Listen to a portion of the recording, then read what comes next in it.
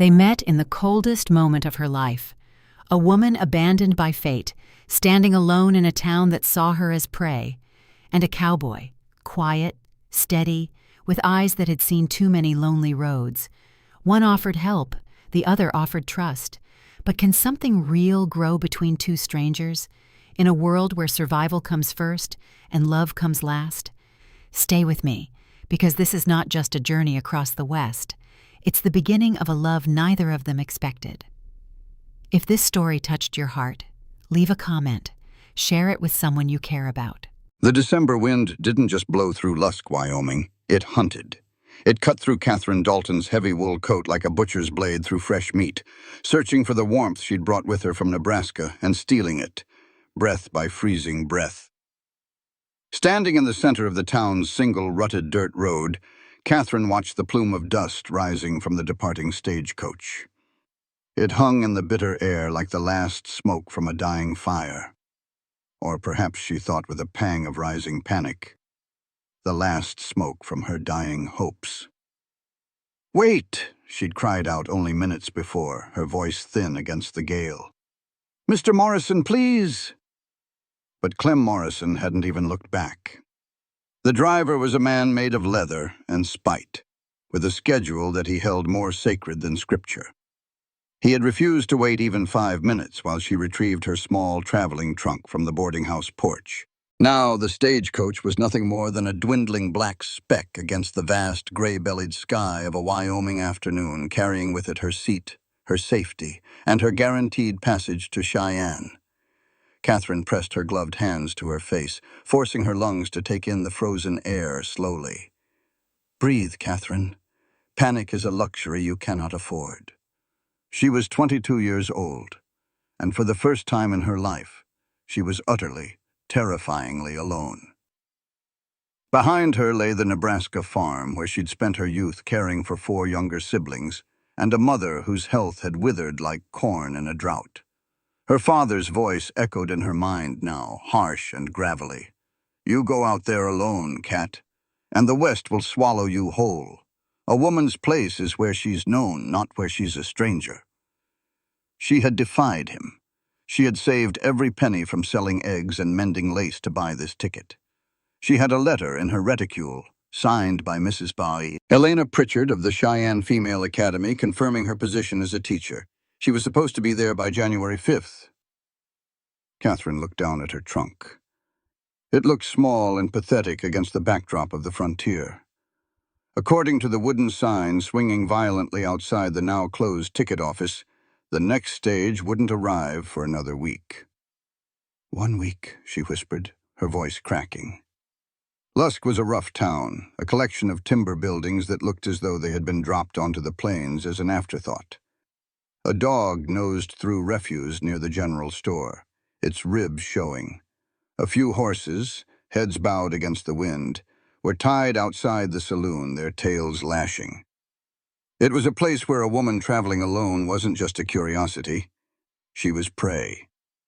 Her funds were a thin stack of bills tucked into her corset. She had enough for perhaps 3 nights at Mrs. Henderson's boarding house, provided she ate only 1 meal a day. After that, she would be destitute. With a grunt of effort, Catherine gripped the handle of her trunk. It was heavy, packed with the only things that defined her: 2 wool dresses, a Bible, and a precious collection of teaching primers. She began to drag it toward the boarding house steps, the wood scraping harshly against the frozen earth. She was halfway there when the sound reached her, not the howl of the wind, but the rhythmic, heavy creak thud of wagon wheels and the jingle of harness brass. Catherine straightened her spine, her pride acting as a makeshift armor. She turned to see a freight wagon pulling to a stop. It was a massive thing, its bed loaded with supplies and equipment shielded by heavy canvas tarps. The man driving it set the brake with a sharp clack. He didn't climb down so much as he unfolded himself, moving with an easy, fluid grace that spoke of a life spent in the saddle. He was tall enough that Catherine had to tilt her head back to meet his gaze, with dark hair that escaped the brim of a sweat-stained Stetson, and eyes the color of a creek bed in midsummer. His sheepskin coat was worn white at the elbows, and his boots were scuffed with the red dust of the high country. He didn't leer, he didn't grin. He simply looked at her with a direct, respectful curiosity. "Miss," he said, his voice a warm, Texas-tinged drawl that seemed to cut through the cold better than her wool shawl. "You look like you just lost something important." Catherine tightened her grip on her trunk. "The stagecoach, Mr. Sawyer. Bennett Sawyer," he said, touching the brim of his hat. "And that'd be Clem Morrison's doing, I reckon. Clem's got a mean streak wide as the Missouri and no patience for anyone who isn't exactly where he expects him to be." "He wouldn't wait 5 minutes," Catherine said, her voice trembling despite her best efforts. "I have a position waiting in Cheyenne. I'm expected." Bennett Sawyer studied her for a moment. He didn't look at her like the men in the saloon did.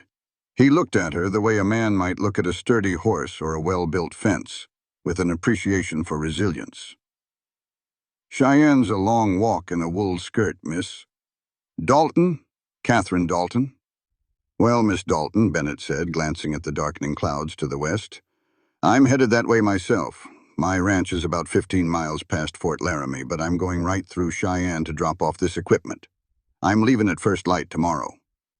He paused, sensing the immediate wall of propriety Catherine began to build. "It won't be as fast as the stage, and it sure as certain won't be as comfortable," he added quietly. "But I give you my word as a gentleman. I'll treat you with nothing but respect.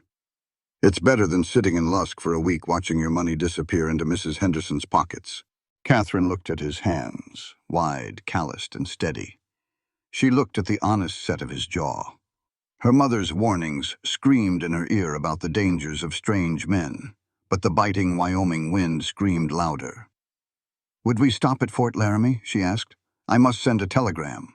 "We would," Bennett confirmed. "And if it makes you feel safer, I can arrange for you to stay with the commander's wife at the fort overnight. She's a fine lady. I'll camp with the horses." The offer was more than generous. It was a lifeline. Catherine felt the panic in her throat finally begin to recede, replaced by a strange, flickering warmth. "I accept your offer, Mr. Sawyer," she said, her voice finally steady. Bennett smiled then, and for a fleeting second the harsh Wyoming winter seemed to soften. "Then let's get that trunk back inside, Miss Dalton. You'll need a hot meal and a long sleep. The road to Cheyenne doesn't give much for free, especially in December." As he easily hoisted her heavy trunk onto his shoulder, Catherine watched him. She had come west to find her independence. But as the first flakes of snow began to swirl in the gray light, she realized she might have found something else entirely. The stagecoach had left her behind, but as Bennett Sawyer stepped forward, the horizon didn't seem quite so empty anymore. The interior of Mrs. Henderson's boarding house smelled of boiled cabbage, damp wool, and the lingering sharp scent of pine floor wax that failed to mask the age of the timber. For Catherine, the warmth should have been a relief, but instead it felt stifling. Every eye in the cramped dining room seemed to pin her to her chair like a butterfly under glass. News traveled in Lusk faster than the winter wind. And by the time the dinner bell rang, everyone knew that the fancy teacher lady had been abandoned by Clem Morrison and was planning to ride out with a lone rancher. Catherine kept her gaze fixed on her plate, her fork moving through a mound of mashed potatoes that had gone cold. Across the long oak table sat Bennett Sawyer.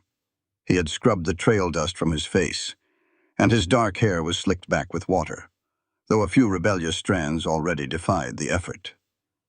He ate with a quiet, practiced efficiency, the manners of a man who had sat at many tables but belonged to none. "So, Mr. Sawyer," Mrs. Henderson chirped from the head of the table, her eyes darting between them, "I hear your wagon is quite full. Moving equipment for the Double S?" "Springs and a new thresher blade, Mrs. Henderson," Bennett replied, his voice a low rumble that seemed to vibrate the very water in Catherine's tin cup. "Plus enough grain to see the horses through a hard freeze." "And a passenger," a voice rasped from the far end of the table. It was Silas Vance, A man whose skin looked like cured leather and whose breath carried the unmistakable tang of cheap rye. He leaned forward, a yellowed grin splitting his beard. A bit unconventional, wouldn't you say? A lady of her station, riding a freight wagon with a man she met in the dirt? The room went silent, save for the whistling of the wind in the chimney. Catherine felt the blood rush to her cheeks. She opened her mouth to defend her honor, to explain the academy, the contract, the desperation. But she found her voice trapped in a throat tight with shame. Bennett didn't stop eating. He didn't even look up, but the air around him suddenly seemed to sharpen. "Mr. Vance," Bennett said softly, yet the words carried a weight that made the old prospector flinch. "I reckon the most unconventional thing at this table is a man who thinks his opinion on a lady's business is worth more than the dirt on his boots." Bennett finally looked up, his Summer Creek eyes locking onto Vance's. "Miss Dalton is a professional woman with a duty to perform in Cheyenne. I am a man with a wagon and a sense of neighborly decency. If you find a problem in that, we can discuss it outside. Though I'd hate for you to catch a chill."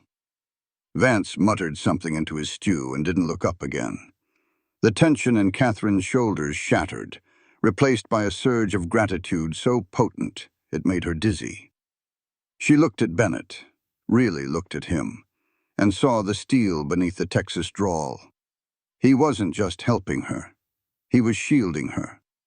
Later that evening, after the other boarders had retreated to their rooms, Catherine found Bennett in the parlor standing by the dying fire. He was staring into the embers, a cup of black coffee in his hand. "Thank you," she said, stepping into the circle of firelight. "For what you said at dinner. You didn't have to." Bennett turned. In the orange glow of the hearth, the lines around his eyes seemed deeper. "Out here, Miss Dalton, words can be as dangerous as a blizzard. People use them to keep others small. I don't care much for it." "My father would agree with them," Catherine admitted, her voice barely a whisper. "He said the West was no place for a woman alone, that I was being selfish, chasing a dream that belonged to men." Bennett took a slow sip of his coffee. "Is that what you're doing? Chasing a dream?" "I'm chasing a life where I'm not an extra hand on a farm, Mr. Sawyer. I love my family, but I wanted to be the one who decided when the day began and ended. I wanted to teach children that the world is bigger than a cornfield in Omaha." Bennett nodded slowly. "Independence. It's a fine word, but it's got a heavy price tag, usually paid in loneliness and frostbite." "You seem to have paid it," she countered, noting the solitude that clung to him like a second skin. "Every day," he said, and for a second a bridge of understanding formed between them. They were both fugitives from expectations. "Tomorrow will be hard," Bennett said, breaking the spell. "The sky is turning leaden. I've laid extra blankets in the wagon bed, and I've got a tarp to keep the wind off you. Dress in every layer you own, Miss Dalton. The plains don't care about your teaching contract." "I'll be ready," she promised. As she climbed the stairs to her narrow bed, Catherine realized she wasn't thinking about the academy anymore. She was thinking about the man by the fire, and the way he'd called her a professional woman with a tone that suggested it was the highest compliment he knew. The world began in shades of bruised purple and bone white. Catherine stepped out of the boarding house at dawn, her breath blooming like a ghost in the air. The wagon was already waiting, the two heavy-set draft horses stamping their hooves and blowing steam from their nostrils. Bennett was moving among them, checking the harness with gloved hands, his movements sure and rhythmic. He helped her up onto the high bench, his grip on her elbow firm and brief. He handed her a heated brick wrapped in flannel for her feet, and draped a heavy buffalo robe over her lap. "Thank you, Mr. Sawyer," she said, tucking her hands into her muff. "Call me Bennett," he said, climbing up beside her. "If we're going to be freezing to death together, we might as well be on a first-name basis." He slapped the reins, and the wagon lurched forward, the wheels groaning as they crunched through the frozen ruts of Lusk. Within 20 minutes, the small cluster of buildings vanished behind a swell of the earth, and they were swallowed by the vast, terrifying emptiness of the Wyoming Territory. For the first few hours, the silence was absolute. The landscape was a monochromatic sea of gray sagebrush and white drifts. Catherine felt the sheer scale of the land pressing in on her. Back in Nebraska, there were fences, neighbors, the comforting silhouette of the silo. Here, there was only the horizon, distant and indifferent. "My father was a cattle king back in Texas," Bennett said, his voice breaking the silence. He didn't look at her. His eyes were locked on the path ahead. Thousands of acres. He expected me to step into his boots. Told me I was a fool to leave a kingdom to go dig in the dirt of the north. "Why did you leave?" Catherine asked. "Because it was his kingdom, not mine. Every steer I branded felt like a lie. I wanted to look at a horizon and know that if I lost it all, it was my fault. And if I gained it, it was my sweat." "We're more alike than I thought," Catherine mused. "I left a home that was safe to find a home that was mine." "Is that what Cheyenne is? Home?" "It's a start," she said, though the word felt fragile in the biting cold. By midday, the leaden sky finally broke. Not with sun, but with the first hesitant flakes of snow. They drifted down lazily at first, but within an hour the wind picked up, whipping the flakes into stinging needles. Bennett's expression darkened. He pulled the wagon to a halt near a stand of skeletal cottonwoods by a frozen creek. "I don't like the look of this. The wind is shifting north. That means a blow." Suddenly the horses whinnied, their ears pinning back. Bennett's hand went instinctively to the Winchester rifle resting in the scabbard by his boot. "What is it?" Catherine whispered, her heart hammering against her ribs. "Look yonder," Bennett said, nodding toward a ridge about 50 yards away. Through the swirling white, Catherine saw it. A shape, gray and lean, standing perfectly still, then another, and a third. Wolves. They weren't the fairy tale monsters of her books. They were ragged, hungry shadows of the frontier, their eyes fixed on the horses. "Don't move," Bennett commanded. One of the wolves began to trot down the slope, its movements fluid and predatory. It wasn't afraid. In this weather, hunger outweighed caution. Bennett didn't fire. He stood up on the footboard, grabbed a heavy iron wrench from the supply box, and slammed it rhythmically against the metal side of the wagon. The clang, clang, clang echoed like a funeral bell through the trees. He let out a sharp, piercing whistle, a sound so loud it made Catherine jump. The lead wolf stopped. It tilted its head, assessing the strange, loud creature in the sheepskin coat. Bennett didn't flinch. He stood his ground, a silhouette of defiance against the storm. After a heartbeat that felt like an hour, the wolf turned and melted back into the gray mist, its pack following. Bennett sat back down, his breath coming in a long hiss. He looked at Catherine. Her face was pale, but she hadn't screamed. She hadn't fainted. She was gripping the edge of the seat so hard her knuckles were white. "You did well, Catherine," he said softly. I thought you were going to shoot," she breathed. "Lead is expensive, and noise is free," he replied with a ghost of a smile. "Besides, they're just trying to survive the December wind, same as us. No sense killing them if they're willing to move on." But the smile faded as he looked at the sky. The snow was no longer drifting. It was driving horizontally now. The white silence was gone, replaced by the roar of the gale. "We won't make the fort by nightfall," Bennett said, his voice grim. "The road is vanishing. We have to find shelter, and we have to find it now." Catherine looked out into the blurring world. She realized then that her life was no longer in her hands, nor was it in the hands of the Cheyenne Academy. It was tied to the man beside her, to his strength, and to the iron will that had just stared down a wolf. "Lead the way, Bennett," she said, her voice small but certain. "I trust you." He didn't answer, but he reached over and tightened the buffalo robe around her shoulders before urging the horses into the heart of the storm. The world had ceased to be a place of landmarks and horizons. It had become a swirling, screaming maelstrom of white. Catherine could no longer feel her feet, and the tip of her nose had gone from stinging to a dull, terrifying numbness. Beside her, Bennett was a frozen statue in sheepskin. His eyes narrowed to slits, his hands clamped on the reins with a strength that seemed more than human. "There!" Bennett's voice was a hoarse bark, barely audible over the wind's predatory howl.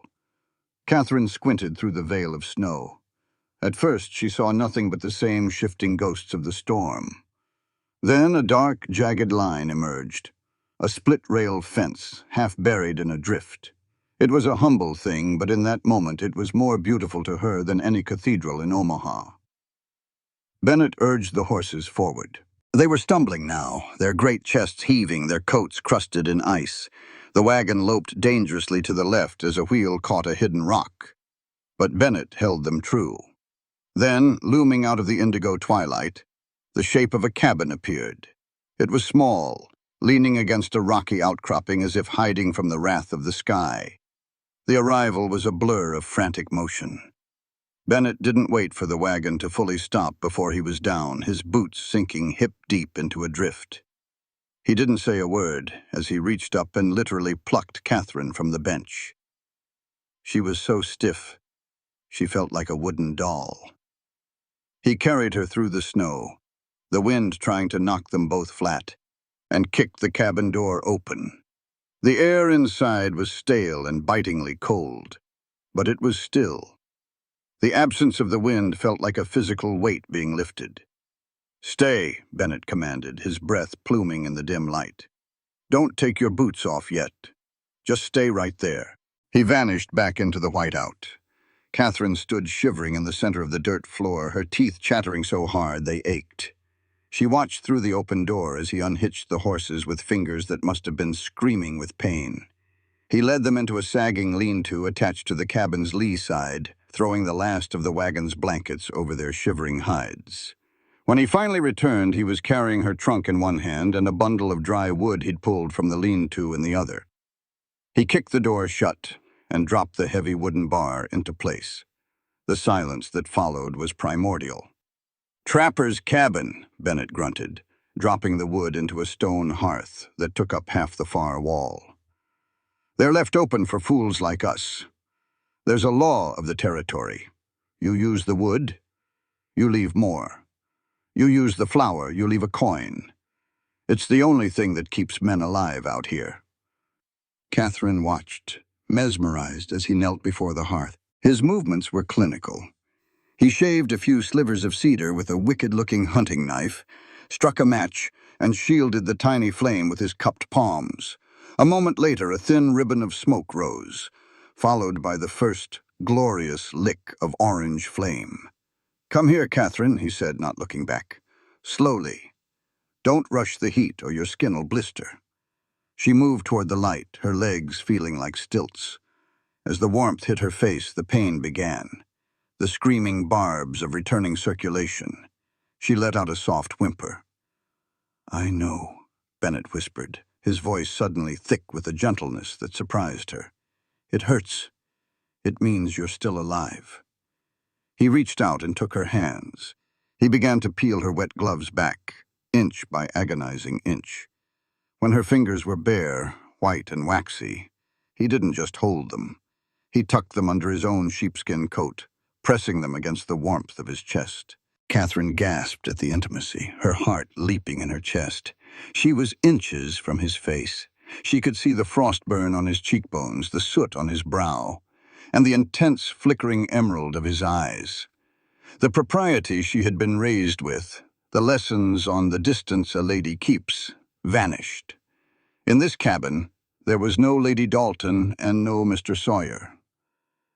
There were only two souls clinging to a fire while the world outside tried to freeze them into stone. "Better?" he asked, his gaze searching hers. "Yes," she breathed. I thought we were going to die, Bennett." "Not on my watch," he said, and the certainty in his voice was the most intoxicating thing she had ever heard. He released her hands only when the color began to return to them. "We need to get you out of those wet layers. I'll turn my back. Get into your dry wool dress from the trunk. Wrap yourself in the buffalo robe." He walked to the far corner of the cabin, staring at the log wall with a rigid, respectful intensity. Catherine's fingers fumbled with the buttons of her coat and the sodden weight of her skirts.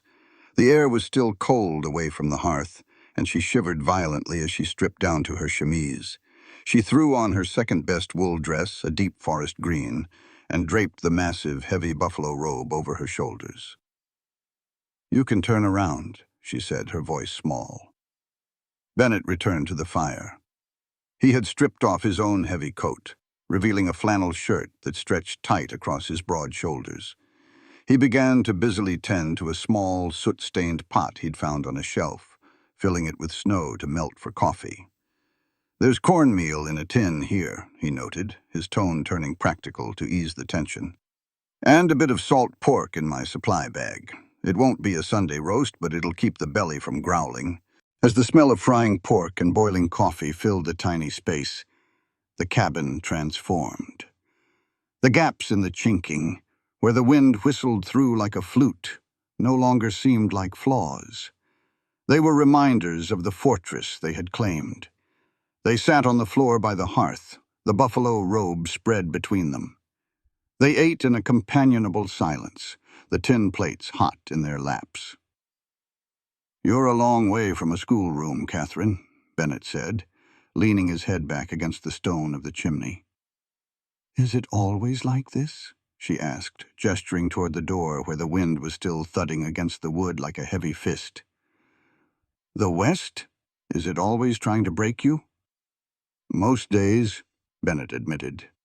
"But that's the trade-off. It tries to break you, but if it fails, it gives you a kind of freedom you can't find in the East. No one cares who your grandfather was out here.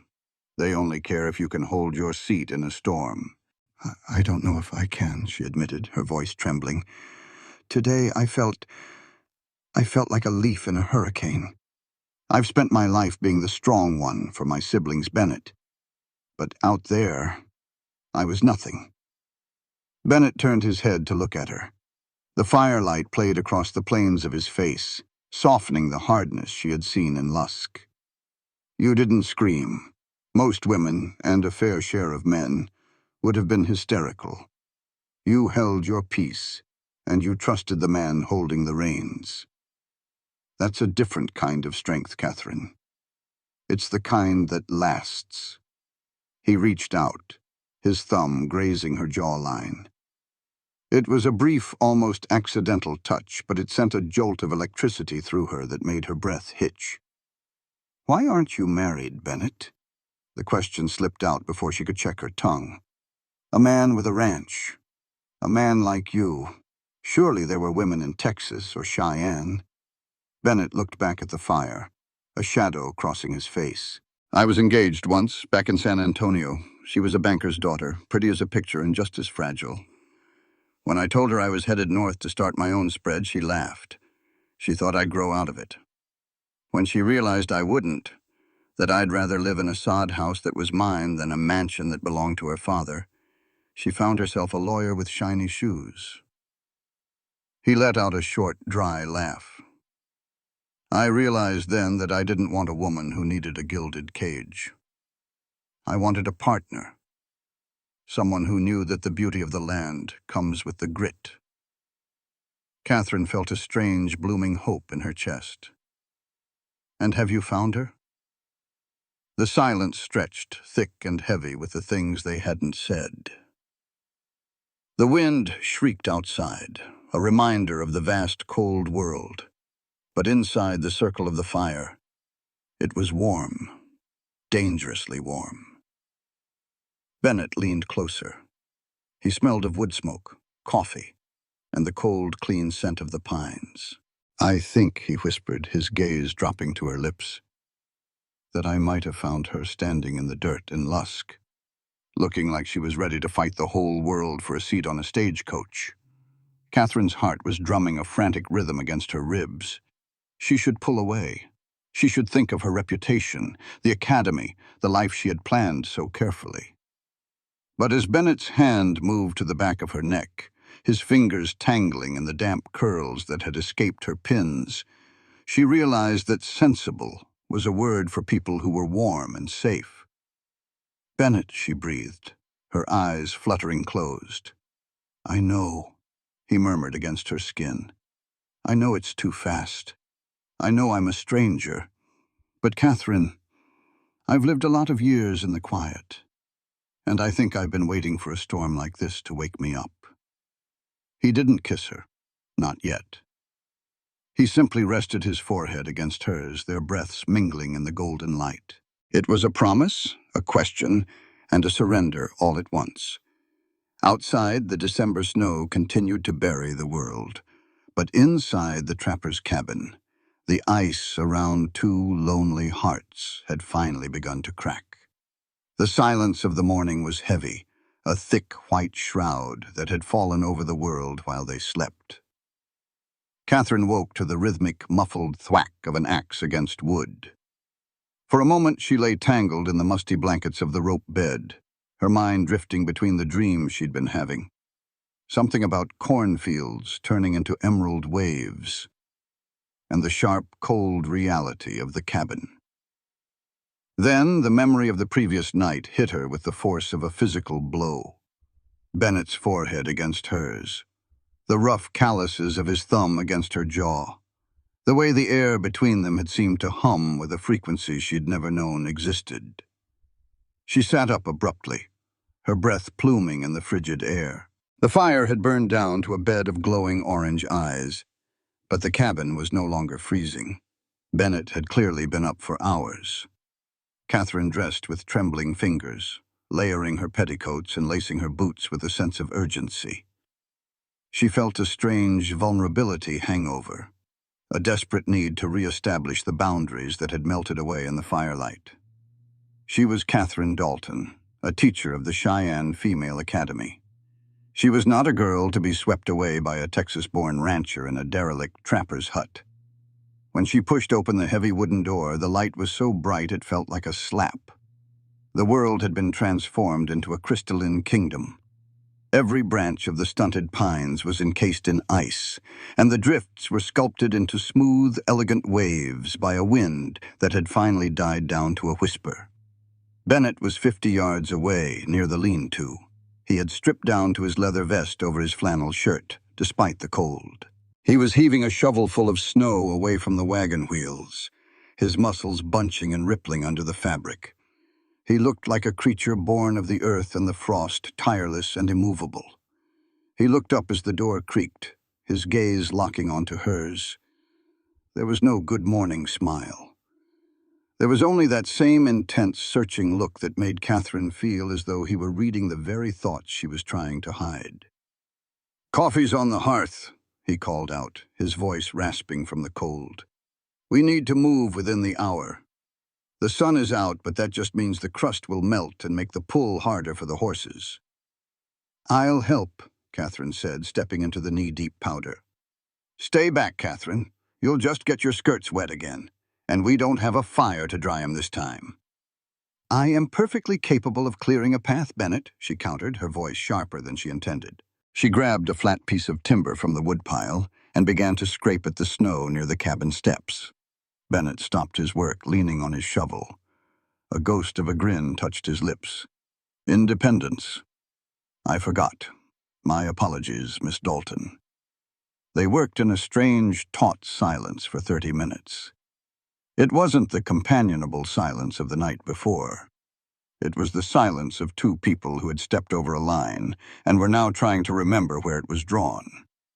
Before they left, Bennett insisted on a ritual. He took a silver dollar from his pocket and placed it on the small wooden table.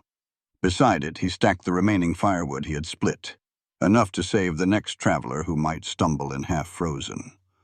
"The law of the land," he said quietly, looking around the small, dark space. "It's a good law," Catherine replied. She felt a pang of sadness leaving the cabin.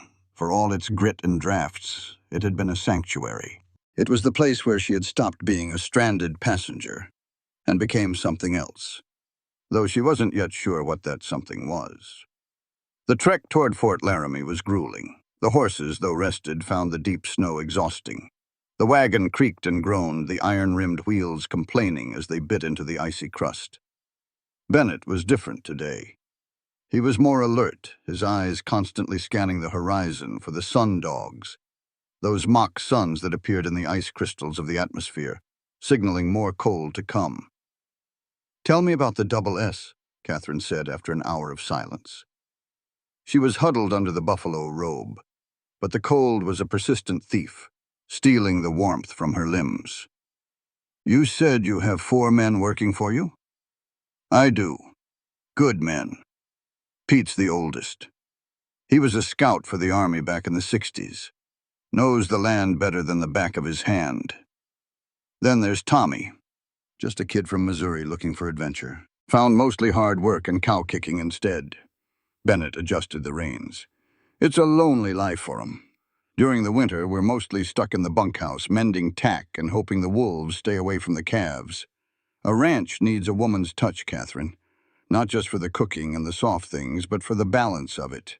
Men get brittle when they're alone too long." "Is that why you offered me a ride?" she asked, her heart skipping a beat. "Because you were feeling brittle?" Bennett turned to her, his expression somber. "I offered you a ride because I saw a woman who was too brave for her own good. But sitting here now, I think I offered you a ride because the moment I saw you, the quiet in my life felt a lot louder." Catherine didn't know how to respond to such honesty. In Nebraska, a man's courtship was a series of predictable moves: an extra pie at a social, a walk home from church, a formal request to her father. This was something else. This was the raw, unvarnished truth of the frontier. "I have a duty, Bennett," she said softly, staring at the frozen ears of the horses. "The girls at the academy, they're counting on me. I've spent my whole life being told what I can't do. This position is the first thing that is truly mine." "I'm not asking you to give it up," Bennett said, his voice dropping an octave.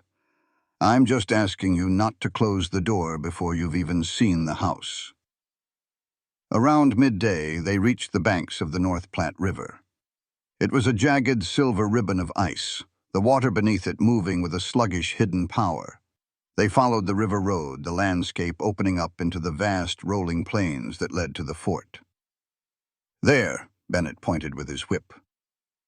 On the horizon, a low, tan-colored square began to rise out of the white. Fort Laramie. It was a sprawling complex of adobe and timber, the American flag snapping violently in the wind above the parade grounds. As they drew closer, the sounds of civilization began to reach them. The distant call of a bugle, the hammer of a blacksmith, the shouting of soldiers. To Catherine, it should have felt like a homecoming. It was safety. It was the return to the world of rules and propriety. But as the wagon rolled toward the main gate, she felt a sudden, sharp sense of loss. Bennett pulled the horses to a halt near the commander's quarters. He climbed down and reached up for her, his hands encircling her waist as he swung her to the ground. He didn't let go immediately. He kept her close for one heartbeat too long, the heat of his body a stark contrast to the biting wind. "I'll see to the horses and find the quartermaster," he whispered. "Mrs. Harrison is expecting a guest. I sent word ahead with a scout we passed an hour ago." "Bennett," she started, her hand resting on the rough sheepskin of his sleeve. "Go on, Catherine. Get warm. I'll be close by." As Catherine was ushered into the warmth of the commander's parlor by a bustling, kind-faced woman in a silk dress, she caught a glimpse of Bennett through the window. He was leading the wagon toward the stables, his head bowed against the wind. He looked exactly like the man she had met in Lusk, solitary, strong, and self-contained. But she knew better now. She knew the way his voice softened when he talked about his mother.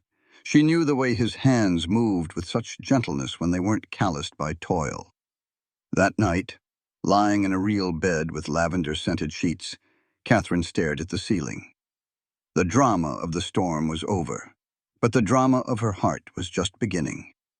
She had reached the fort, but she realized with a start that she was no longer sure if Cheyenne was the destination she truly wanted. The commander's quarters at Fort Laramie were a masterpiece of defiant domesticity. Beneath a roof of rough-hewn timbers, Mrs. T. Harrison had created an oasis of the civilized East. A genuine Persian rug, its deep reds and blues muted by trail dust, covered the puncheon floor. A piano hauled over the Oregon Trail at a cost that must have made a quartermaster weep stood in the corner. For Catherine, standing before the hearth in a borrowing of Mrs. Harrison's silk tea dress, the warmth should have been a benediction. Yet she felt suffocated. The silk was too smooth, the air too still, and the conversation of the officers' wives too precious. They were talking about the upcoming Christmas cotillion, about the difficulty of procuring fresh eggs, about the absolute savagery of Clem Morrison for abandoning a lady in Lusk. "It is a mercy that Mr. Sawyer was there," Mrs. Harrison murmured, pouring tea from a silver pot that gleamed with polishing.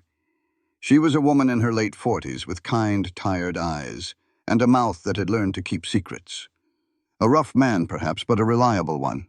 The double S has a reputation for fair dealing. A little too reliable, some might say. Another wife, a younger woman with a sharp nose and a sharper tongue, added with a knowing look. "Spending a night alone in a cabin with a stranger. It is the sort of thing that gets talked about, even in Cheyenne." Catherine felt the blood rush to her face.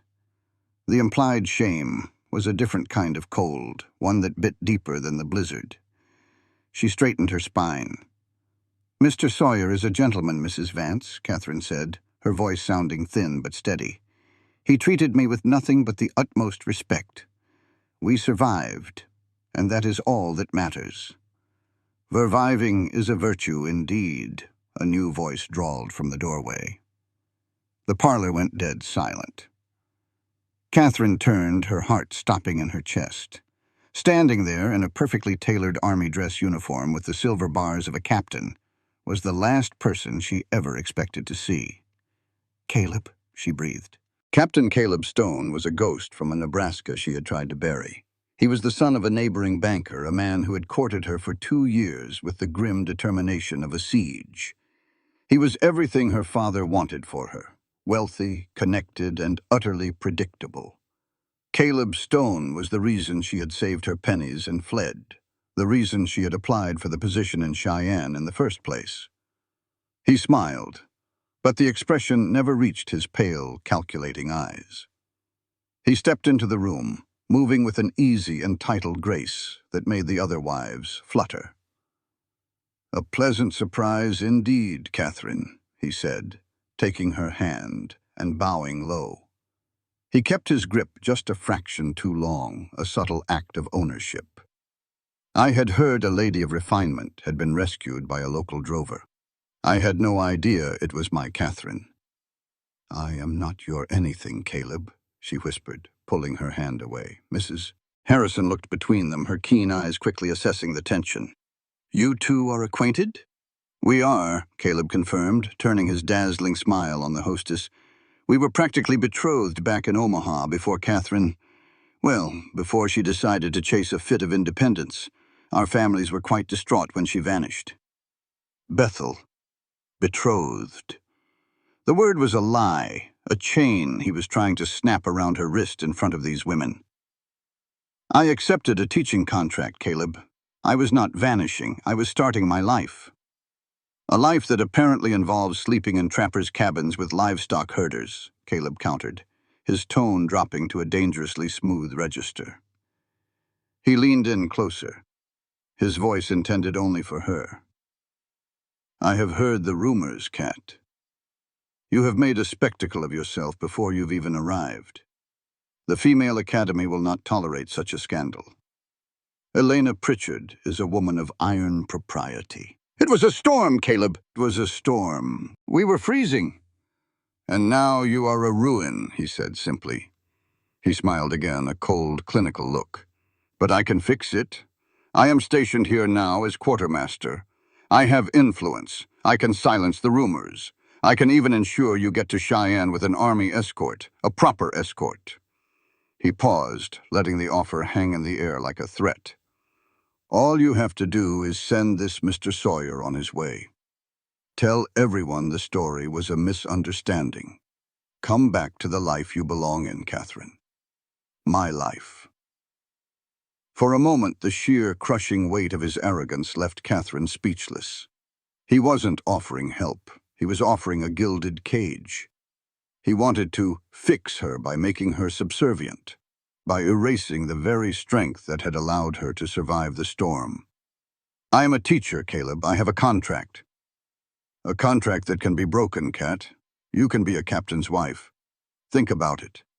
Do not be a fool twice over." He bowed again to Mrs. Harrison and slipped out of the room, leaving a chill behind him that even the roaring fire couldn't dispel. Catherine felt a hand on her arm. It was Mrs. Harrison. "I have known men like Captain Stone my whole life," the older woman whispered, her voice surprisingly fierce. "They do not want a partner, Catherine Dalton. They want a trophy. They do not understand the West. They only understand the rules they make." "He will destroy my career, Mrs. Harrison. A career can be rebuilt. A soul, once surrendered, is much harder to recover." Mrs. Harrison patted her arm. "Your Mr. Sawyer is near the stables. I believe he is waiting for you. Perhaps a walk in the fresh air will clear your head." Catherine nodded and fled the parlor, the borrowed silk whispering around her like a mocking echo. She found Bennett near the stable block. The freight wagon was gone, the equipment unloaded, and the draft horses were standing contentedly in a corral, their coats groomed and fed. Bennett was standing with his back to her, his Stetson tilted back, looking toward the Laramie Mountains. He seemed solitary and immutable, a silhouette of defiance against the fort's tan adobe. He turned as she approached, his Summer Creek eyes locking onto her. He noted the borrowed dress, the way she was shivering in the silk that offered no real protection from the wind. "You look well," he noted, his voice a low rumble. "A real lady. Suits you." "Bennett," she started, her voice trembling. "I saw him," Bennett said, cutting through her hesitation. "The captain. Stone, I reckon his name is. The soldiers tell me he's been preening around here for a week, talking about refining the frontier." Catherine's breath hitched. "He knows my father." "I gathered that. I saw the way you looked when you came out of that house. Like a ghost that's been told it can't cross the threshold." Bennett moved closer. He smelled of pine tar, hay, and the cold air. "He made you an offer, didn't he? To fix things? To save your reputation?" "He said Elena Pritchard will fire me because of us. Because of the cabin." "He might be right," Bennett admitted. "The world is full of people who'd rather believe a lie that fits their rules than a truth that breaks them." He reached out and took her hands. His gloves were gone, and his calluses felt rough and steady against her smooth skin. "I have a thought, Catherine. A business proposition of sorts." He looked back toward the mountains. "Cheyenne is not the only place that needs a school. There are dozens of ranches between here and my spread. Families. Children who are unschooled or whose mothers try to teach them with limited success. You want me to teach at your ranch?" "I want to build a school, Catherine. A proper school. A one-room schoolhouse near the creek under the shadow of the mountains. I can provide the land, the wood, the labor. The surrounding ranches would pay whatever they can for their children to attend." Bennett turned back to her, his gaze intense. "You can have your independence. You can teach children who truly need it without a Mrs. Pritchard looking over your shoulder. You can be the one deciding when the day begins and ends, just like you wanted." Catherine stared at him. It was an extraordinary offer. It was the solution to everything. It bypasses the scandal. It honors her desire to teach, and it gives her the life she truly craved. But there was one catch. It meant being near him. It meant exploring the connection that had sparked in the cabin, the one that Captain Caleb Stone was currently trying to strangle. I need time to think, Bennett." "You have 2 days," he said. "Captain Stone will give you a week of safety before he starts spreading his rumors, I reckon. But in 2 days my horses are rested and I'm leaving." He squeezed her hands, then released them. "Independence is a fine word, Catherine Dalton, but sometimes the best kind of freedom is the kind you find when you stop trying to go it alone." As he walked away, Catherine watched him. Captain Caleb Stone offered her security at the price of her soul. Bennett Sawyer offered her freedom at the price of a risk. The choice seemed obvious, but standing in the shadow of Fort Laramie, with the rules of civilization pressed against her, she realized it was the most terrifying choice she had ever had to make. The second day at Fort Laramie dawned with a deceptive brightness. The sun, a pale, heatless disk, hung in a sky so blue it looked brittle. Catherine walked the perimeter of the parade ground, the borrowed silk of Mrs. Harrison's dress replaced by her own sturdy wool and the buffalo robe. The fort was a hive of activity, wagons being loaded for the mountain outposts, soldiers drilling in the slush, and the constant rhythmic clink-clink of the forge. She was looking for Bennett. Her mind had been a battlefield all night, caught between Caleb Stone's suffocating safety and Bennett's wild, uncertain promise of a schoolhouse. She needed to tell him she would go. She needed to tell him that she chose the risk. She found him near the sutler's store, a low, thick-walled building where the commerce of the frontier took place. He was standing in the shadows of a heavy freight wagon, talking to a man in a black frock coat, a merchant or perhaps a banker from Cheyenne who had traveled with a military escort. Catherine slowed her pace. Something in the set of Bennett's shoulders, a tension she hadn't seen even during the wolf encounter, made her stop behind the corner of a grain shed. "I can't extend the line, Sawyer," the man in the black coat said. His voice was as dry as a husk of corn. 3 years of drought in the Texas Panhandle followed by this winter kill. The Cheyenne investors are nervous. The double S is a small spread. You're over-leveraged on that new equipment and the bunkhouse expansion. "I have 200 head of prime beef." Bennett's voice was low, vibrating with a desperate kind of restraint. "By spring, when the grass comes back, I can make the payment. Spring is a long way off, and the banks don't trade in hope. Your note is due on the 1st of February. If you can't show a significant influx of capital or a new source of revenue, we'll be forced to auction the land. The Army is looking for grazing territory for the cavalry remounts. They'd pay a premium for your valley." "My father lost his kingdom," Bennett said, his voice dropping to a rasping whisper. "I won't lose mine. I built that cabin with my own hands. I dug every post hole." "Then find the money, or find a partner with deep pockets. Otherwise, enjoy the view while you still own it." The man in the black coat turned and walked away, his polished boots clicking rhythmically on the frozen earth. Catherine stood frozen in the shadows, her heart hammering a slow, painful beat. Auction, note due, revenue. The words spun in her head like a dizzying whirlwind. Bennett's offer of a schoolhouse, was it really a gift? Or was it a calculated move to save his skin? He had mentioned that the surrounding ranches would pay whatever they could. In the West, a teacher's salary paid by a community could be the difference between a ranch surviving a winter and going under. She felt a coldness that had nothing to do with the wind. She felt used. The intimate conversation by the fire, the thumb grazing her jaw, the talk of partners. Was it all just a sophisticated sales pitch for a man drowning in debt? Bennett remained where he was for a long moment, his forehead resting against the cold wood of the freight wagon. He looked smaller then, stripped of the invincible aura he'd worn in the storm. "Bennett," she said, stepping out from behind the shed. He straightened instantly, the mask of the stoic rancher snapping back into place. But he wasn't fast enough to hide the raw, haunted look in his eyes. "Catherine," he said, his voice cautious, "you shouldn't be out here. The wind is picking up." "I heard you," she said simply. The silence that followed was heavy enough to crush the breath from a person. Bennett didn't pretend to misunderstand. He looked at her, and for the first time he didn't meet her eyes fully. "It's just business," he said, though the lie tasted like ash. "Ranching is always a gamble against the bank and the weather."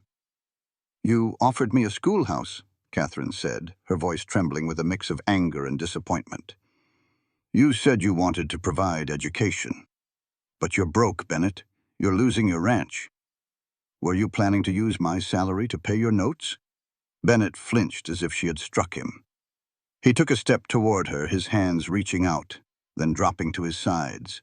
"It's not like that, Catherine. I mean, yes, the ranch is in trouble. This winter has been a thief.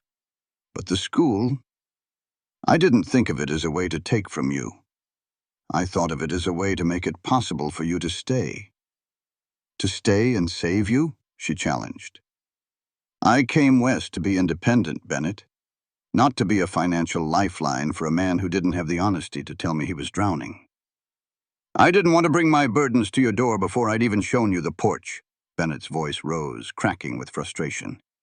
"You're a lady from a farm in Nebraska with dreams of a schoolroom. I wanted to give you that. If it helped the ranch, if it kept the double S alive, wouldn't that be a good thing for both of us?" "Not if it started with a secret," she whispered. She turned to walk away, the image of Captain Caleb Stone's safe world suddenly looking less like a cage and more like a fortress. At least Caleb was honest about his desire for control. Bennett had promised her a partnership, but he had hidden the fact that the partner's house was on fire. "Catherine, wait!" Bennett caught her arm, his grip firm but gentle. He swung her around to face him. The wind was whipping his dark hair across his brow, and his eyes were no longer the color of a summer creek. They were dark, turbulent, and filled with a terrifying vulnerability. "I'm a proud man," he said, the words sounding as if they were being torn from his chest. "Maybe too proud. My brother back in Texas. He's probably sitting in a leather chair right now, drinking brandy and waiting for news that I failed. I've worked 4 years for that land. I've bled for it. I've slept in the snow to keep my calves alive." He stepped closer, his breath hot against the frozen air. "When I saw you in Lusk, I didn't see a paycheck. I saw a miracle. I saw someone who looked at the world with the same hunger I have. I didn't tell you about the debt because I wanted you to choose me for me, not because you felt sorry for a man losing his home." "But you did use the school as an incentive," she pointed out, "because I knew I couldn't ask you to live in a one-room cabin and do nothing while your mind withered. I wanted to give you a reason to be there. I wanted us to build something together." He released her arm, his shoulders sagging. "If you want to go with the captain, go. He's got a steady paycheck and a government house. He can give you the world as it's written in the books, but he won't ever look at you and see an equal. He'll see a prize. I look at you, and I see the only person in this whole territory who might be strong enough to help me hold on to a dream." Catherine stared at him. The expert in her, the woman who had spent years managing her father's farm books and raising her siblings, saw the math. The double S needed capital. The community needed a teacher.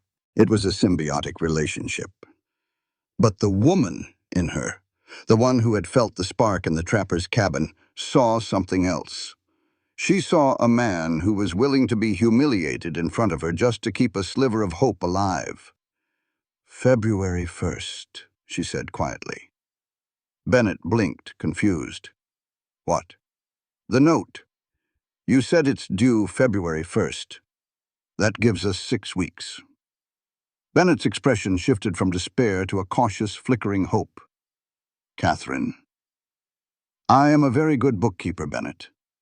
And I suspect that if we can get the surrounding ranchers to commit to a year's tuition in advance, by promising them a teacher of my caliber, we might just find that influx of capital your banker was talking about." She stepped closer to him, her eyes narrowing with a fierce professional determination.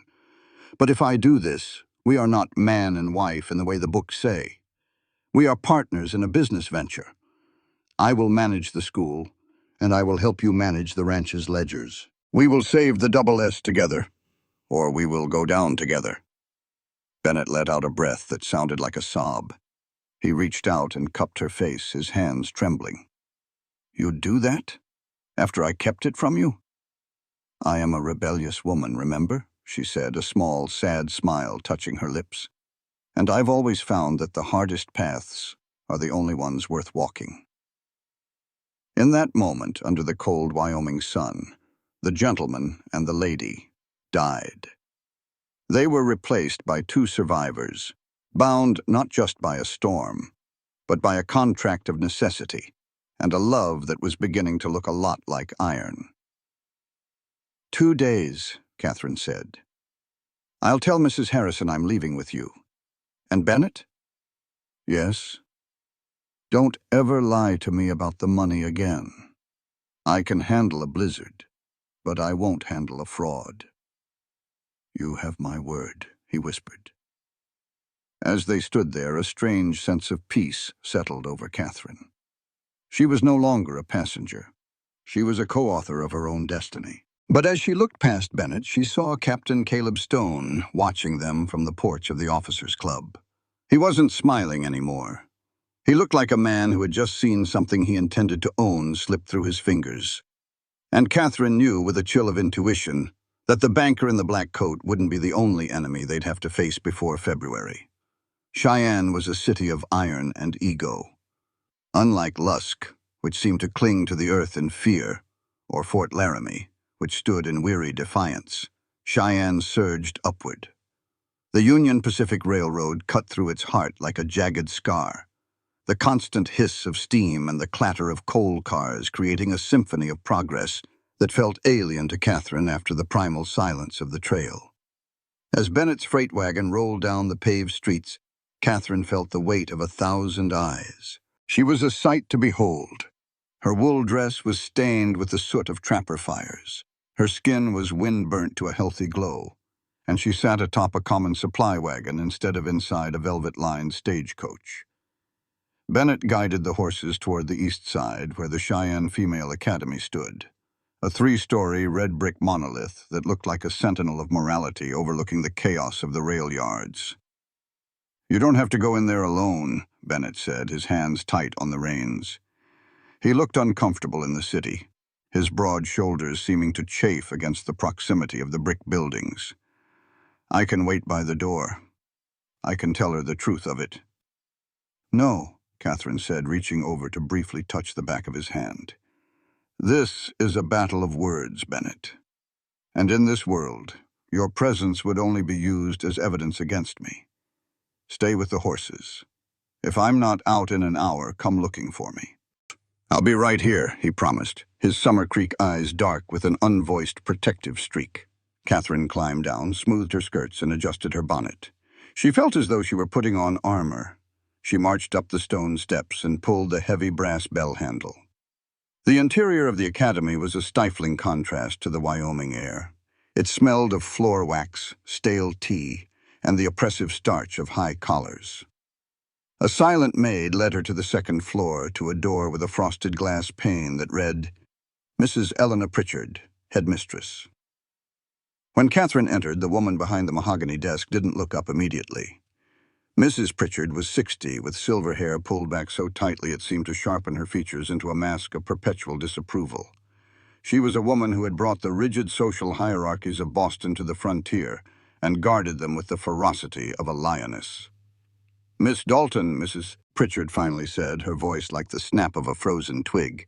You are exactly 12 days late. I sent a telegram from Fort Laramie, ma'am. The blizzard... I received your telegram. I also received a letter, Mrs. Pritchard interrupted, finally lifting her gaze. She slid a piece of stationery across the desk. Catherine recognized the elegant looped script immediately. Caleb Stone. A letter from a captain at the fort, expressing his deepest concern for your welfare and your indiscretions. Catherine felt a cold flame of anger ignite in her chest. Captain Stone is a man who confuses possession with concern, Mrs. Pritchard. There were no indiscretions. There was a storm, a lost stagecoach, and a man who was kind enough to save my life. Kindness, Mrs. Pritchard spat the word as if it were a curse. In this territory, a woman's reputation is her only currency. You spent 2 nights in a remote cabin with a common drover, Catherine. You arrived at a military post on a freight wagon, unchaperoned. Do you have any idea what the board of directors would say if I allowed you to step into a classroom with innocent girls? I would tell them that I am alive to teach them, because I prioritized survival over a senseless rule of etiquette. Catherine countered, her voice rising in strength. I am the same woman you hired 6 months ago. My mind is the same. My character is stronger. Mrs. Pritchard stood up, her black silk dress rustling like the wings of a crow. Character is a matter of perception, Miss Dalton. Captain Stone has informed me that your father is prepared to take you back to Nebraska, provided you apologize for this fit of rebellion and accept the captain's protection. Protection. The word was a cage. Catherine realized then that Caleb had played his hand perfectly. He had used the very institution she fought to join to break her spirit. I will not apologize for surviving, Catherine said, her chin lifting. And I will not return to Nebraska to be a banker's trophy. Then you have no place here, Mrs. Pritchard said, her eyes narrowing. And according to the morality clause in your contract, your dismissal is for cause. You will receive no severance, and I shall be forced to notify the Territorial School Board of your unsuitable conduct. You will never teach in a sanctioned school in Wyoming, Catherine. The threat was meant to shatter her. In Mrs. Pritchard's world, a woman without a sanctioned position was a woman without a future. But Catherine thought of the trapper's cabin. She thought of the silver dollar Bennett had left on the table. She thought of the law of the land that prioritized neighborly decency over hollow rules. She reached into her reticule, pulled out her copy of the contract, and laid it on the mahogany desk. You are right, Mrs. Pritchard. I have no place here, Catherine said, and to her surprise the words felt like a victory. Because this academy isn't a place of learning. It's a finishing school for ornaments. You don't want teachers.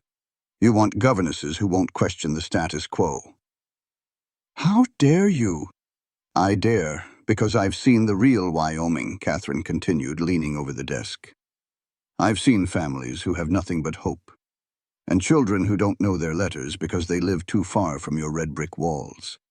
They are the ones who need a teacher, not the daughters of Cheyenne's elite, who only want to learn how to pour tea while the world outside is screaming for builders. Catherine turned toward the door, then stopped. Keep your severance, Mrs. Pritchard, and tell Captain Stone that he should spend less time worrying about my reputation and more time worrying about his own. A man who hides behind a woman's employer to fight his battles is no soldier at all.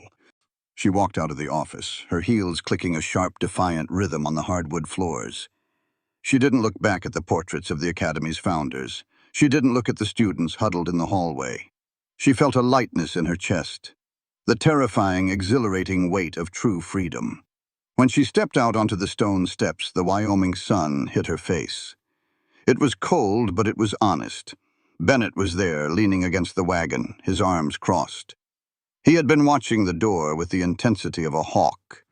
He straightened as he saw her, his gaze scanning her face for tears. He found none. Instead, he saw a fire in her eyes that made him catch his breath. Well, he asked. I'm no longer an employee of the Cheyenne Female Academy, she said, stepping down to the street. Bennett's face fell. Catherine, I'm sorry. I know how much you wanted. Don't be sorry, she interrupted, a genuine smile breaking across her face. I was fired for being unsuitable. And Bennett? I think unsuitable is the finest thing I've ever been called. She looked at the freight wagon, then at the vast open road leading west toward the mountains. We have 6 weeks until February 1st, she said, her voice ringing with a new authority. And we have 14 families who need to be convinced that the double S is the future of education in this territory. We have work to do, Mr. Sawyer. Bennett stared at her for a long moment, then let out a low, barking laugh of pure joy. He reached out, grabbed her by the waist, and swung her up into the wagon seat. I reckon I've met a lot of brave men in my time, Catherine Dalton, he said, climbing up beside her. But I've never met a warrior in a wool skirt until today. As the wagon pulled away from the red brick monolith, Catherine looked back one last time. She saw the frosted glass of Mrs. Pritchard's window, and beyond it, the silhouette of a world that no longer had any power over her. The stagecoach had left her behind in December, but as the wagon headed toward the ranch, she realized she wasn't just catching up to her life. She was finally leading it. But as they neared the edge of town, a rider passed them heading in the opposite direction. It was Clem Morrison, the stagecoach driver. He slowed his team, tipped his greasy hat to them, and offered a yellow-toothed grin. "Heading back to the dirt, are you?" he hollered. "Better watch the road, Sawyer. I hear the banks are calling in their debts and a pretty face won't pay the interest." Bennett's jaw tightened, his knuckles whitening on the reins. The drama of the academy was over, but the war for the Double S had just entered its most dangerous phase. Clem Morrison didn't just know about the debt. He was gloating about it. And Catherine knew, as she clutched the buffalo robe, that their partnership was about to be tested by more than just the cold. The Double S Ranch was not the empire Catherine had imagined, nor was it the ruin the banker had described. It was a place of fierce, stubborn beauty, nestled in a valley where the Laramie Mountains cast long blue shadows that looked like the fingers of God reaching across the plains. The main cabin was solid, hand-hewn logs chinked with moss and mud, a chimney of riverstone that breathed a steady plume of cedar smoke into the crisp air. Nearby stood a barn that was, in many ways, more impressive than the house, a testament to where Bennett's priorities lay.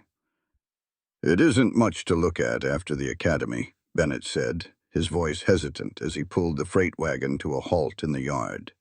The sunset was bleeding gold and violet over the ridges, turning the snow-covered valley into a sea of bruised silk. Catherine climbed down before he could help her, her boots thudding onto the frozen earth. She took a deep breath, the air tasting of pine, cold water, and something honest. "It's a foundation, Bennett," she said, looking at the sturdy walls. "And a foundation is all I've ever needed to build something." The next 3 days were a whirlwind of unsuitable labor. Catherine moved into the small lean-to room Bennett had cleared for her, insisting on a strict professional boundary, even as the air between them grew thick with the memory of the trapper's cabin.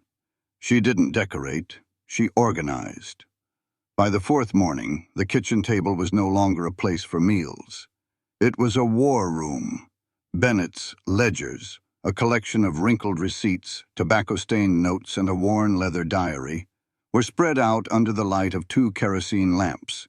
Catherine worked with a green eye shade she'd borrowed from the sutler's store, her pen scratching rhythmically. Bennett sat across from her, his large hands looking clumsy as he held a coffee mug, watching her with a mixture of awe and terror. "Well?" he asked, his voice low. Catherine didn't look up. She traced a line of figures for the 3rd time. "The interest rates are the problem, Bennett. These aren't standard territorial rates. They're predatory. You didn't just borrow from a bank in Cheyenne. You borrowed from a private investment group called the Granite Holding Company." Bennett frowned. "The man at the bank, he said it was a subsidiary. I didn't think twice about it. I needed the seed money for the herd." Catherine laid her pen down, her eyes meeting his. "Bennett, I grew up in a banker's shadow. I know the names. Granite Holding isn't a Cheyenne group. It's based in Omaha. The board of directors is headed by a man named Harrison Stone." The silence that followed was so heavy it seemed to dim the lamps. "Stone," Bennett whispered, the word sounding like a curse. "Caleb's father." "It isn't a coincidence," Catherine said, her voice trembling with a cold, sharp anger. "Caleb didn't just happen to be stationed at Fort Laramie. He knew you were in trouble. He probably helped ensure you were in trouble.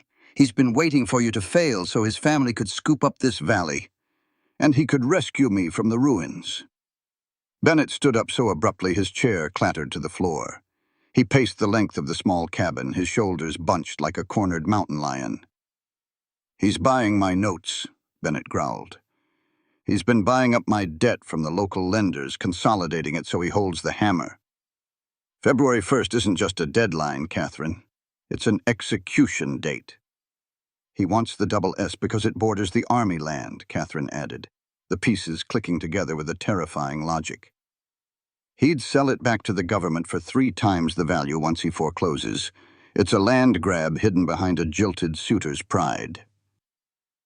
Bennett stopped by the window, staring out at the dark silhouette of the barn. "I'll kill him," he said, his voice flat and terrifyingly calm. "I'll ride to the fort tonight." "And then you'll hang, and he'll get the ranch anyway," Catherine snapped, standing up to face him. "No, Bennett. We don't fight a banker with a gun. We fight him with the one thing he doesn't think we have, a better ledger." She gestured to the papers. "I've done the math.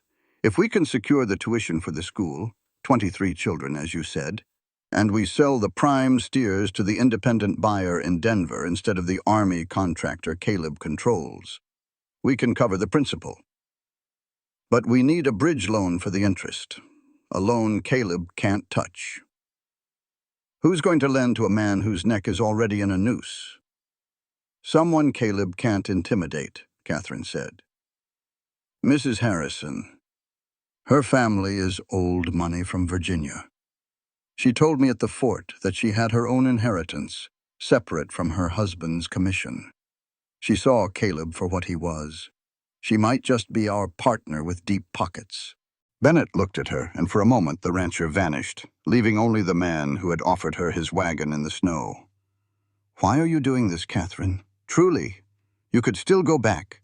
You could find a position in Denver or even San Francisco. You don't owe this valley anything." Catherine stepped around the table. The distance between them had been a hard-fought battle of wills for days, but now she surrendered it. She reached up, her fingers grazing the rough wool of his vest. "Because the stagecoach left me behind in December, Bennett," she whispered, "and I realized that for the first time in my life, I don't want to catch up to it. I like the view from this wagon, and I like the man holding the reins." Bennett didn't hesitate this time. He pulled her into his arms, his kiss tasting of coffee, desperation, and a hope so fierce it burned. It was a kiss of salt and iron, a seal on the contract they had written in the storm. When they pulled apart, breathless, Bennett rested his forehead against hers. "We've got 10 days. The weather is turning again. If I'm going to get those steers to the railhead and you're going to get to the fort to see Mrs. Harrison, we have to move tomorrow." "Then we move?" she said. The next week was a blur of grit and adrenaline. While Bennett and his hands, Pete and the kid, Tommy, worked in the freezing slush to cull the herd, Catherine rode out to the neighboring ranches. She was no longer the fancy teacher lady. She wore a pair of Bennett's old trousers under her skirts for warmth, a man's heavy coat, and her hair braided tight against the wind. She sat in kitchens of sod houses and cabins, drinking bitter chicory coffee and talking to weary mothers. She didn't talk about finishing school or ladylike graces. She talked about their sons being able to read the contracts they signed. She talked about their daughters being able to keep the books so no man could take their land. By the 8th day, she had a ledger of her own, a list of 14 families who had pledged their meager savings, their labor, and their loyalty to the Double S School for Frontier Learning. But as she rode back toward the ranch on the final evening before the February deadline, a dark shape blocked the trail near the split-rail fence. It was a lone rider, his brass buttons gleaming in the dying light. Captain Caleb Stone. "A teacher in trousers," Caleb said, his voice dripping with a sneer. "You've fallen even further than I imagined, Catherine." Catherine didn't pull her horse up. She kept her hand steady on the reins. "I've climbed, Caleb. I've climbed to a place where I can see exactly what kind of coward you are." Caleb's face went pale with rage. "I hold the note, Cat. My father signed the transfer this morning. Tomorrow at noon, I'll be at the ranch with a federal marshal. Bennett Sawyer will be a squatter on government land, and you will be a woman with no home and a ruined name." He leaned forward, his eyes bright with a sick kind of triumph. "It's over. You lost. All for a Ga Chanba who can't even sign a check without your help." "We'll see you at noon, Caleb," Catherine said, her voice like ice. "Make sure you bring the original ledger. I'd hate for there to be any mistakes in the final tally." She spurred her horse past him, not looking back. She had the pledges. She had the Denver bill of sale for the steers. And in her reticule she had a sealed letter from Mrs. Harrison. But as she reached the cabin, she saw Bennett standing in the yard, looking at a charred pile of wood where the lumber for the schoolhouse had been stacked. It was burning, a low, spiteful fire that licked at the frozen ground. "They came while I was at the lower pasture," Bennett said, his voice vibrating with a terrifying quiet. "Clem Morrison and two of Caleb's men. They didn't take the cattle, they just burned the wood." Catherine looked at the smoke rising into the winter sky. Caleb Stone wasn't just trying to win. He was trying to erase the very possibility of their future. "Let it burn," Catherine said, stepping up beside him and taking his hand. "Catherine? The wood is just timber, Bennett. The school is in the ledger, and the ledger is in my hand." She looked up at him, her face set in the same determined lines she'd worn in the dirt of Lusk. "We have the money. We have the partners.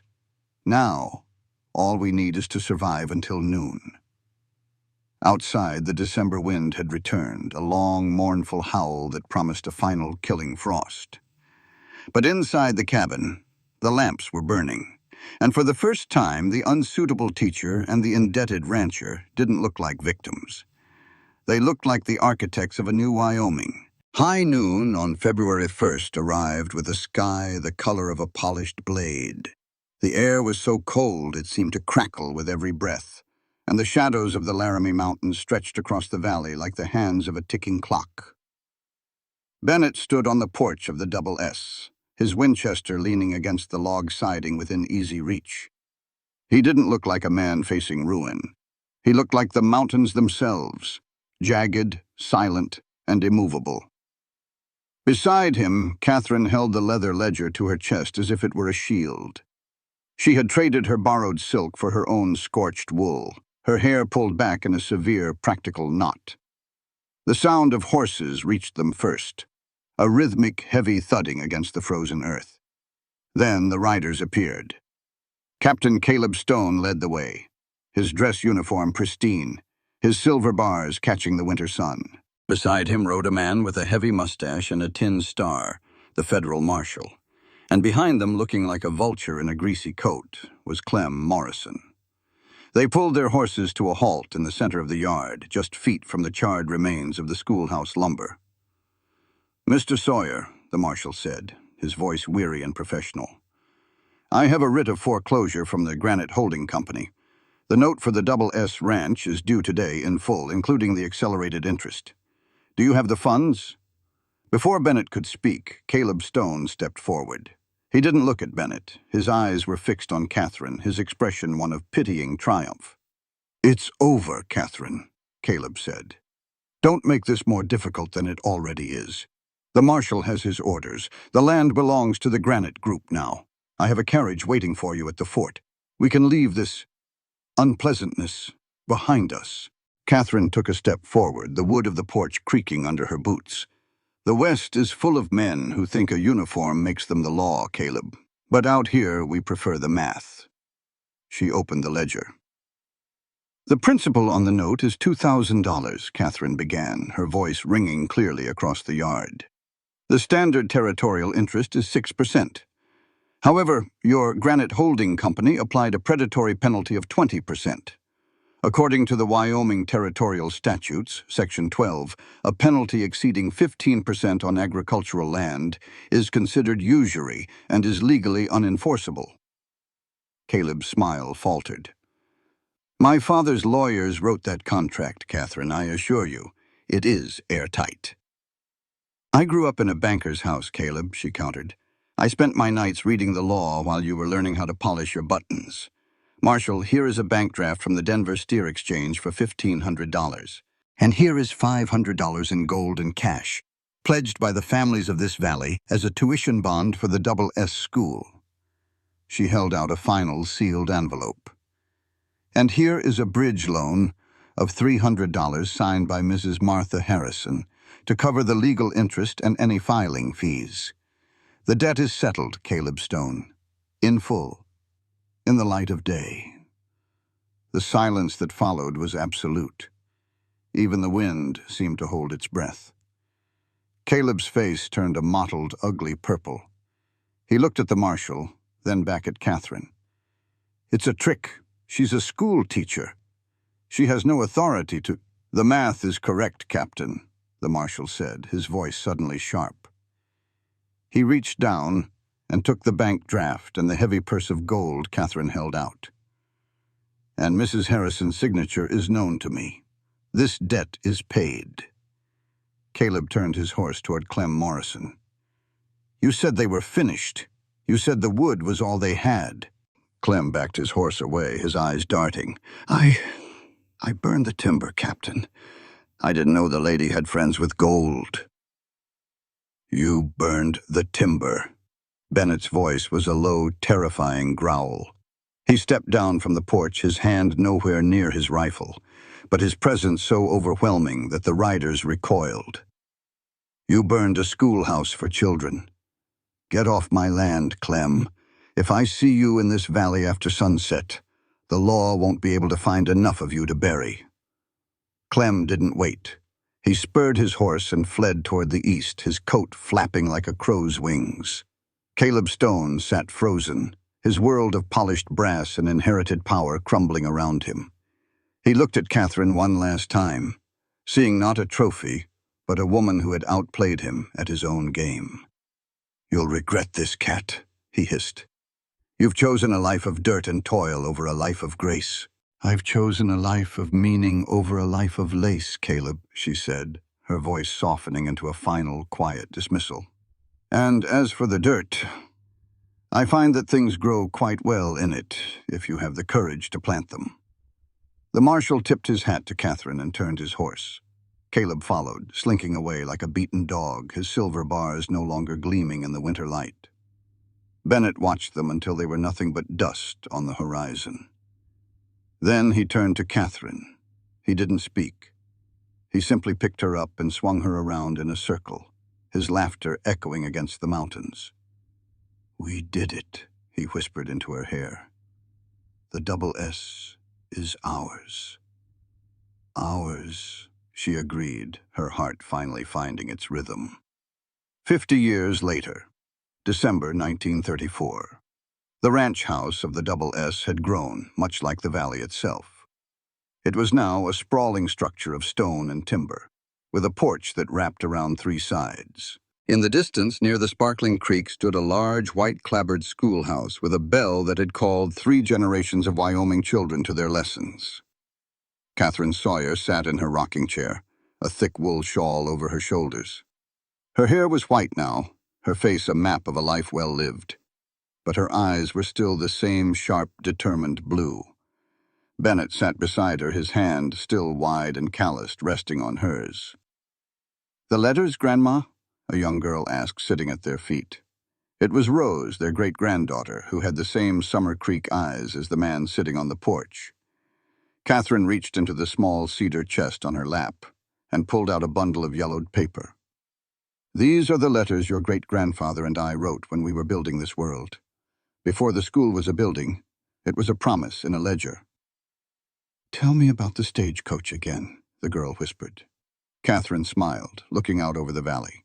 She saw the children playing in the snow, the cattle grazing on the ridges, and the legacy of 100 families who had been touched by the school. The stagecoach left me behind in December, Catherine said, her voice a soft, melodic echo of the past. I thought it was the end of my story. I thought I had lost my future in the dirt of a town called Lusk. She squeezed Bennett's hand, and he squeezed back, a silent, 50-year-old conversation. But a cowboy stepped forward, she continued, and offered his wagon and his name. And I realized then that sometimes the best destinations aren't on the map. They're found in the strength of a partner who sees you as an equal, and in the courage to stay behind when the rest of the world is moving on. As the sun began to set over the Laramie Mountains, painting the sky in shades of gold and fire, Catherine looked at the gravesite on the hill where they would one day rest. She knew what the stones would say. Catherine, the teacher who found her destiny. Bennett, the rancher who found his heart. The stagecoach had left her behind in December, but she had never been lost. She was home. Sometimes, love doesn't arrive in comfort. It comes in storms, in uncertainty, and in the moments when we are most vulnerable. This story teaches us that real love is not about perfection, but partnership, standing side by side when the world turns against you. If this story touched your heart, leave a comment, share it with someone you care about, and don't forget to subscribe for more stories like this. This literary work is intended purely as fiction. Any similarities to real individuals or events are coincidental and arise solely from the nature of storytelling. The author does not claim accuracy regarding real-world details and does not intend to portray real-life circumstances. And so, as the wind settles over the Wyoming plains and the dust of that long, unforgiving road finally comes to rest, we are left with something far greater than a tale of survival. We are left with a story about choice, the kind that shapes a life, not in comfort, but in courage. Katherine Dalton did not just miss a stagecoach. She stepped off the path that had been chosen for her and into a life she had to build with her own hands. And in doing so, she discovered a truth the West has always known, that freedom is never given. It is earned, often in the cold, often in fear, and almost always in uncertainty. This story reminds us that strength does not always look like standing alone. Sometimes, true strength is found in knowing when to trust, when to accept help, and when to stand beside someone who sees you not as a burden, but as an equal. Bennett Sawyer was not her savior in the way stories often pretend. He was something far more real, a man who offered partnership, risk, and honesty in a world that demanded all three. And together, they built something neither could have built alone. Not just a ranch, not just a school, but a life rooted in respect, resilience, and shared purpose. There is also a quiet lesson here about the nature of power. Caleb Stone represented a world of control, reputation, and expectation, a world where a woman's worth was measured by how well she fit within its boundaries. But Katherine chose something different. She chose a life where her voice mattered, where her work had meaning, and where her future was not dictated by fear or tradition. And that choice, though harder, gave her something no polished life ever could: authenticity. The West, in all its harshness, stripped away illusions. It did not care about titles, wealth, or appearances. It only cared whether you could endure, whether you could adapt, and whether you had the will to keep going when everything seemed lost. That is the deeper meaning of this story. Sometimes, what feels like abandonment is actually redirection. Sometimes, the road that leaves you behind is the very road that leads you home. And perhaps the most important lesson of all is this: life is not about arriving safely at a destination someone else has chosen for you. It is about having the courage to build your own, even if it begins in the cold, even if it begins alone, and even if the world tells you that you cannot. Because in the end, the measure of a life is not how closely it followed the map, but how boldly it dared to redraw it.